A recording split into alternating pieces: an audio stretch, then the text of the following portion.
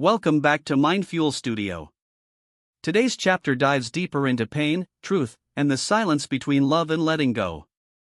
Chapter 13, The Moment Everything Breaks. What happens when the heart refuses to heal, but the world keeps moving forward? Stay with us, because this chapter will hit harder than you expect. Love. Pain. Reality. Ryle, are you at home or still at work?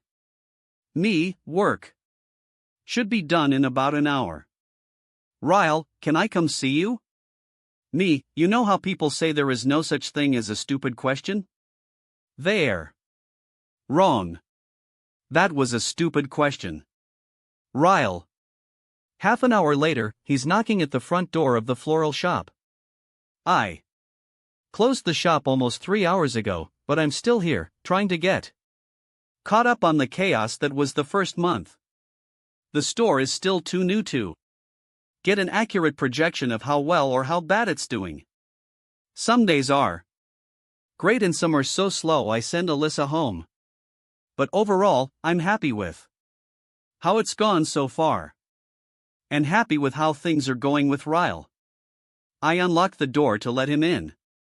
He's in light blue scrubs again, and he still has a stethoscope around his neck. Fresh from work. Very nice touch. I swear, every time I see him straight off a shift, I have to hide the stupid grin on my face. I give him a quick kiss and then turn back toward my office. I have a few things to finish up and then we can go back to my place. He follows me into my office and closes the door. You got a couch, he asks, looking around my office. I've spent some of this week putting the finishing touches on it. I bought a couple of lamps so I don't have to turn on the overpowering fluorescent lights. The lamps give the room a soft glow. I also bought a few plants to keep here permanently. It's no garden, but it's as close as it gets. It's come a long way since this room was being used as storage for vegetable crates. Ryle walks over to the couch and falls down onto it, face first. Take your time, he mumbles into the pillow. I'll just nap until you're finished.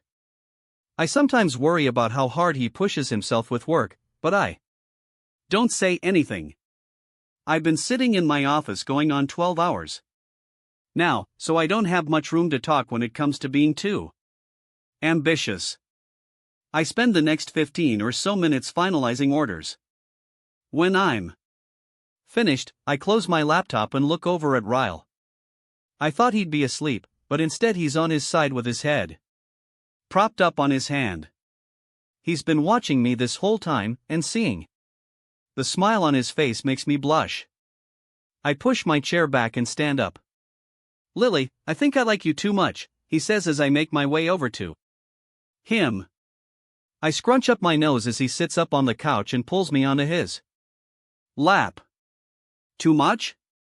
That doesn't sound like a compliment. That's because I don't know if it is, he says. He adjusts my legs on either side of him and then wraps his arms around my waist. This is my first real relationship. I don't know if I'm supposed to like you this much yet. I don't want to scare you away. I laugh. Like that could ever happen. You work way too much to smother me. He rubs his hands up my back. Does it bother you that I work too much? I shake my head. No. I worry about you sometimes because I don't want you to burn yourself out. But I don't mind that I have to share you with your passion. I actually really like how ambitious you are. It's kind of sexy. It might even be my favorite thing about you. You know what I like the most about you? I already know this answer, I say, smiling. My mouth. He leans his head back against the couch. Oh yeah. That does come first. But do you know what my second favorite thing about you is? I shake my head. You don't put pressure on me to be something I'm incapable of being. you accept me exactly how I am. I smile. Well, in all fairness, you're a little different from when I first met you. You aren't so anti-girlfriend anymore. That's because you make it easy, he says, sliding a hand inside the back of my shirt. It's easy being with you. I can still have the career I've always wanted, but you make it 10 times better with the way you support me. When I'm with you, I feel like I get to have my cake and eat it, too. Now both of his hands are beneath my shirt, pressed against my back. He pulls me toward him and kisses me. I grin against his mouth and whisper, "Is it the best cake you've ever tasted?" One of his hands moves to the back of my bra and he unfastens it with ease. I'm pretty sure, but maybe I need another taste of it to be positive. He pulls my shirt and bra over my head. I begin to push myself off of him so I can pull off my jeans, but he pulls me back onto his lap. He grabs his stethoscope and puts it in his ears, then presses the diaphragm against my chest, right over my heart. "What's got your heart so worked up, Lily?" I shrug innocently. "It might have a little to do with you, Dr. Kincaid." He drops the end of the stethoscope and then lifts me off of him, pushing me back onto the couch. He spreads my legs and kneels down on the couch between them, placing the stethoscope against my chest again. He uses his other hand to hold himself up as he continues listening to my heart. "I'd say you're at about 90 beats per minute, he says. "Is that good or bad?" He grins and lowers himself on top of me. "I'll be satisfied when it reaches 140. "Yeah. If it reaches 140, I'm thinking I'll be satisfied, too." He lowers his mouth to my chest and my eyes fall shut when I feel his tongue slide across my breast. He takes me in his mouth, keeping the stethoscope pressed against my chest the entire time. "You're at about 100 now," he says. He wraps the stethoscope around his neck again and then pulls back, unbuttoning my jeans. Once he slides them off of me, he turns me over until I'm on my stomach, my arms draped over the arm of the couch. "Get on your knees," he says. I do what he says, and before I'm even adjusted, I feel the cold metal of the stethoscope meet my chest again, this time with his arm snaked around me from behind. I remain still as he listens to my heartbeat. His other hand slowly begins to find its way between my legs and then inside my panties. And then inside of me. I grip the couch but try to keep the noises to a minimum while he listens to my heart. 110, he says, still unsatisfied. He pulls my hips back to meet him and then I can feel him freeing himself from his scrubs.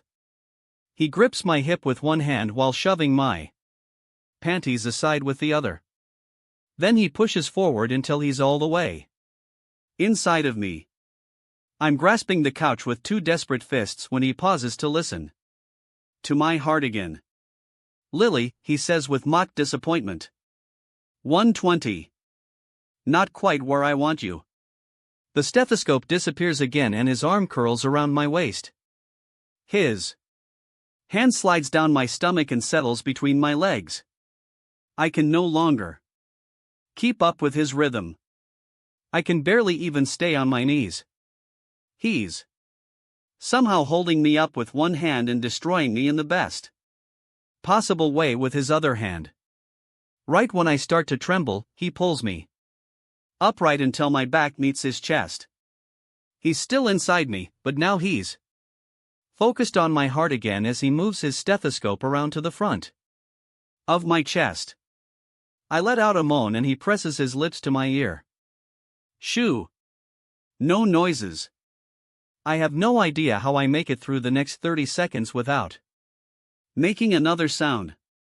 One of his arms is wrapped around me with the stethoscope pressed to my chest. His other arm is tight against my stomach.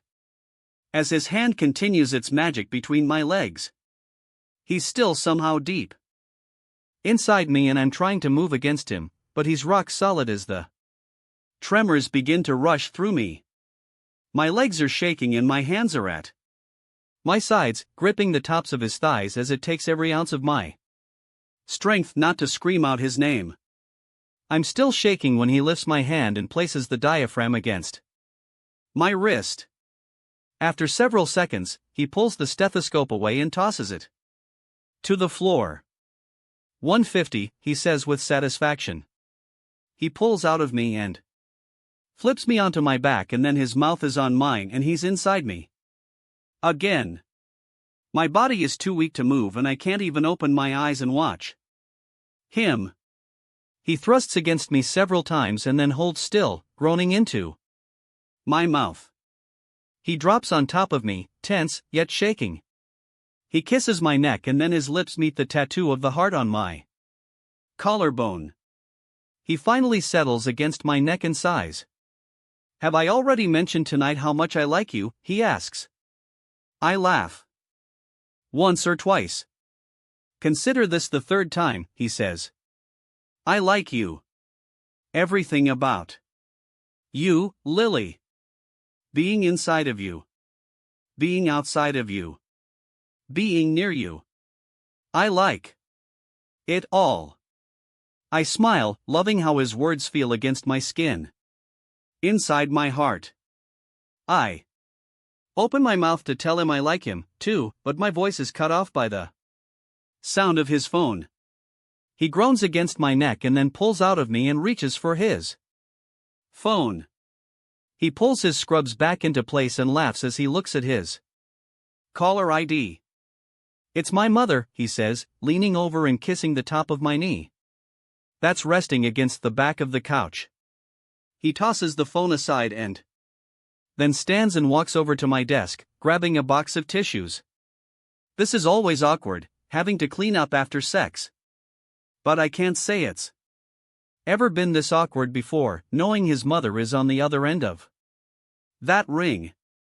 Once all my clothes are back in place, he pulls me against him on the couch and I lie down on top of him, resting my head on his chest.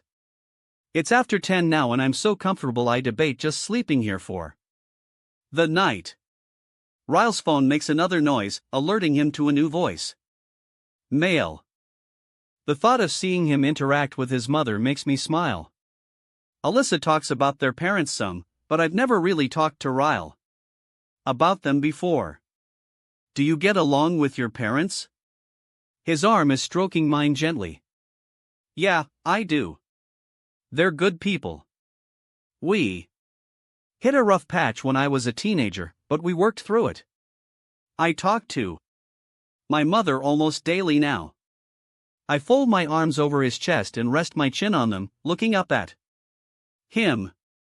Will you tell me more about your mother? Alyssa told me they moved to England a few years ago, and that they were in Australia on vacation. But that was like a month ago. He laughs. My mother? Well, my mother is very overbearing. Very judgmental, especially of the people she loves the most. She's never missed a single church service. And I have never heard her refer to my father as anything other than Dr. Kincaid. Despite the warnings, he smiles the whole time he talks about her. Your father is a doctor, too? He nods. Psychiatrist. He chose a field that also allowed him to have a normal life. Smart man. Do they ever visit you in Boston? Not really. My mother hates flying, so Alyssa and I fly to England a couple of times a year. She does want to meet you, though, so you might be going with us on the next trip. I grin. You've told your mother about me? Of course, he says. This is kind of a monumental thing, you know. Me having a girlfriend. She calls me every day to make sure I haven't screwed it up somehow. I laugh, which makes him reach for his phone. You think I'm kidding? I guarantee she somehow brought you up in the voicemail she just left. He presses a few keys and then begins to play the voicemail. Hey, sweetheart. It's your mom. Haven't spoken to you since yesterday. Miss you. Give Lily a hug for me. You do still see her, right? Alyssa says you can't stop talking about her. She is still your girlfriend, right? Okay. Gretchen's here, we're having high tea. Love you. Kiss kiss. I press my face against his chest and laugh. We've only been dating a few months. How much do you talk about me? He pulls my hand up between us and kisses it. Too much, Lily. Way too much. I smile. I can't wait to meet them. Not only did they raise an incredible daughter, but they made you. That's pretty impressive. His arms tighten around me and he kisses the top of my head. What was your brother's name? I ask him. I can feel a slight stiffness in him after I ask that. I regret bringing it up. But it's too late to take it back. Emerson. I can tell by his voice that it's not something he wants to talk about right now. Instead of pressing it further, I lift my head and scoot forward, pressing my mouth to his. I should know better. Kisses can't seem to stop at just kisses when it comes to me and Ryle. In a matter of minutes, he's inside of me again, but this time it's everything the other time wasn't. This time we make love. And just like that, Chapter 13 comes to an end. But some feelings don't end here, they stay with you. If this story touched your heart, don't forget to like, subscribe to Mindfuel Studio, and share it with someone who needs to hear this. Because sometimes, stories don't just end. They stay alive inside us. Tell us in the comments. What did you feel in this chapter? See you in the next chapter. Mindfuel Studio.